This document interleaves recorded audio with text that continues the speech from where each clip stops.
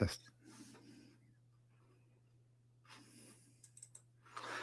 Good evening. Welcome to the stream, everybody. I hope everybody can hear me okay. I'm not sure if you can. If anybody is here and they can hear me, please just put a note in the comments saying yes. It's only going to be a short live. It's not going to be very long. It's just to give you some insight into the investigating Elmwood House if you've never investigated it.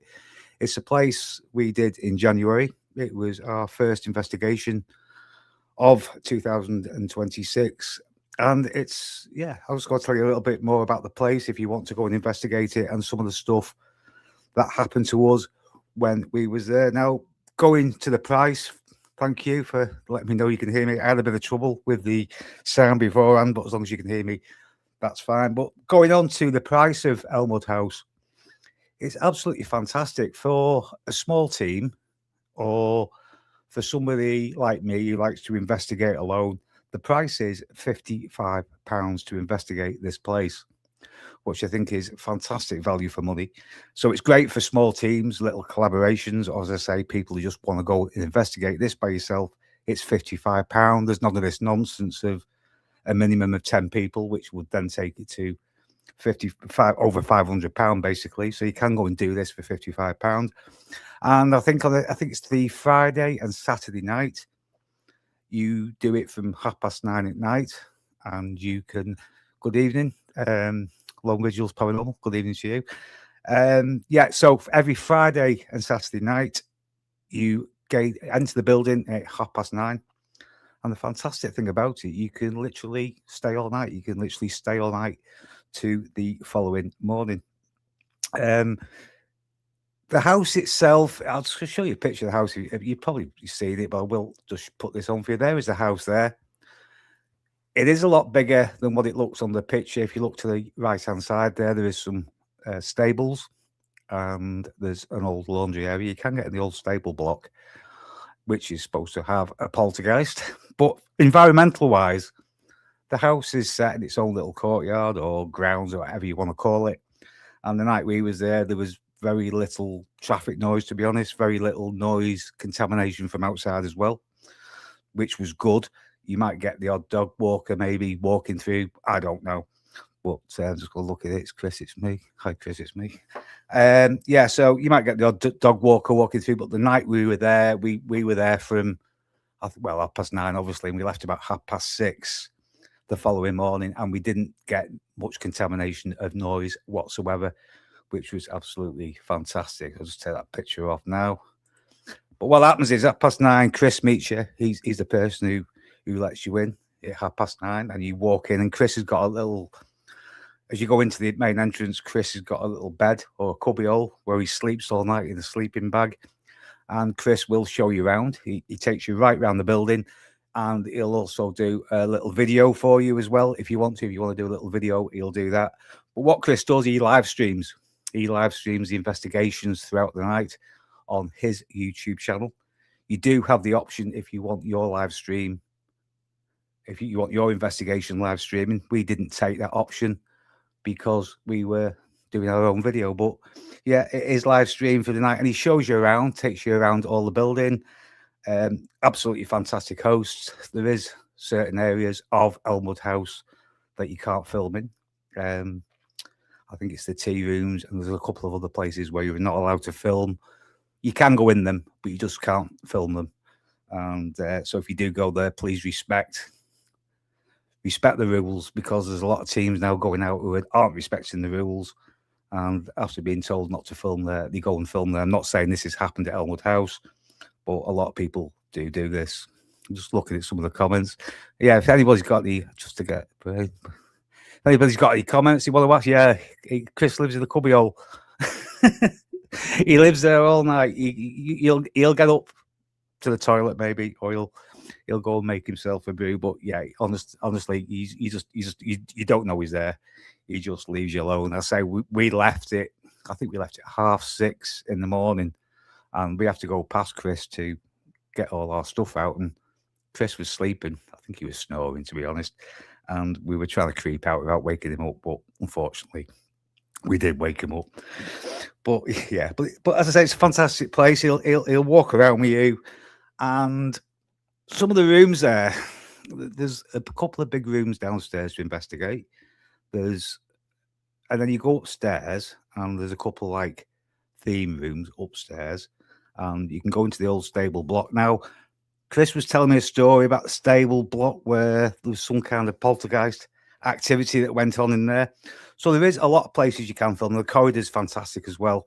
I know Chris said to me, if there was one place he'd stay in the corridor all night. He said he could just sit there all night and just listen. As for paranormal activity for us on the night, to be honest with you, we didn't get loads, to be honest. And when Chris was taking us around, there's a doll upstairs. I'll just show you this doll called Sophie in one of the rooms. And that where the arrow is, I don't know if you can see where the arrow is pointing down. There's a little thing in Sophie's hand, and it's a booby trap that was found in Sophie's hand. And apparently that has come off on people's investigations. Now, we had a bit of controversy over this during the night because Chris was showing us and he took that booby trap off.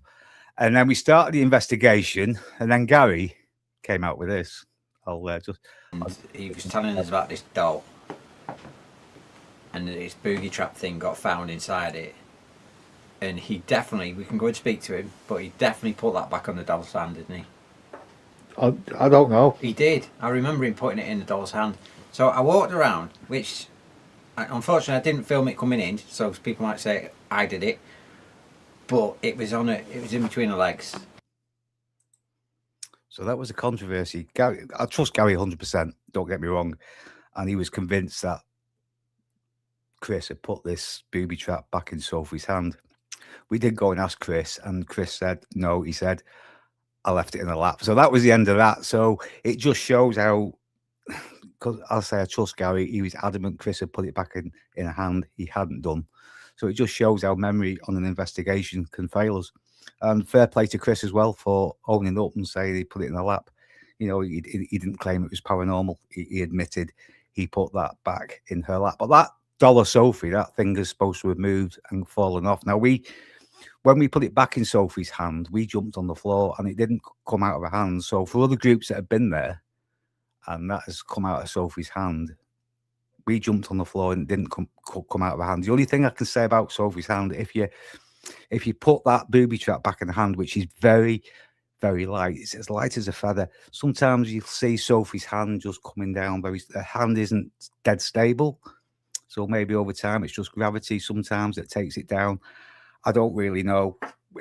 I'm going back in March, so that's something I'm definitely going to check on and spend a little bit more time with Sophie the doll up there. But the theme rooms upstairs, apparently there's two theme rooms. There's a nursery you can go in, which is done out in all this spooky old toys and everything else. And then the other room next door where Sophie lives, there's like Ouija boards in there you can use. And there's all sorts of other little things you can use if you want to. As people who watch the channel, I'm not really into the equipment, but that's just me. But yeah, if you ever go, spend some time in the theme rooms. And the theme rooms apparently were the old servants' areas as well in the house. And Chris was showing me where the doll cupboard is. If you look in there and just look around the corner, there's like an old servant's bell as well, which I thought was absolutely fantastic. The room for me that I thought what was different to everything else in there's a big sports hall. And I said to Gary that night, I said, I've got a feeling if anything's going to happen, it's going to happen in this sports hall. Now, whether because it was a big room and the acoustics were different, I don't know. But that's the room where I thought if anything's going to happen in this place tonight, it's going to happen in the sports hall. And at one time during the night, we did think that we heard footsteps upstairs. Not loads, just a couple of footsteps, like somebody just walked upstairs. There was nobody upstairs at all. Well, that's what we thought we heard. So I'm definitely looking forward to spending some more time in there in March when I go back. I will probably be doing it alone next time. I'm not really sure. But the history of the house, I think it was built in 1893. There's been 4 documented deaths in the house as well. And one was a maid. I think she was either 27 or 29 who committed suicide on the staircase in that house. And the first death was the first owner's, Alice Dodgson, who was 33, and she died of morbid hepatitis. So that's basically, guys, just to give you a quick insight into Elmwood House. So if anyone's got any questions, just either put them in the comments now, or if anybody's watching this video afterwards, then yeah, just put them in the comments section and I will answer them as best I can. Like I say, guys, this wasn't going to be a long video. It was just going to be a very quick video. So before I go, if anyone has got any questions, please, I'm just looking through the comments now because I haven't looked at any. Hi to Traven UK Mind Reader, good evening.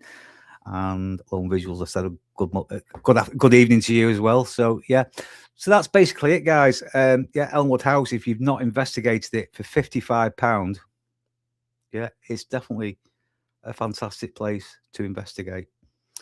Thanks for watching, and any other locations that I might just come on here and give them a quick review, but definitely I would consider doing Elmwood House if you want to, or if you get a chance to. And if you just go on the website, the Elmwood House experience, it tells you how. Yeah, is the video out? The video's out now. The video is on YouTube now. It was out a couple of weeks ago. This was just a review after the video, so the video is on there if you want to go and watch it. So yeah, if you go on the website, the Elmwood House experience, it's so simple to book. You just book a date on there, and then you either pay a deposit or you pay it in full. So that's it, guys. Thank you all for coming in and watching. And yeah, maybe I'll do this again on another location that I've been to. So thanks a lot, and a very good night to you all. And I will see you all soon. Take care. Bye for now.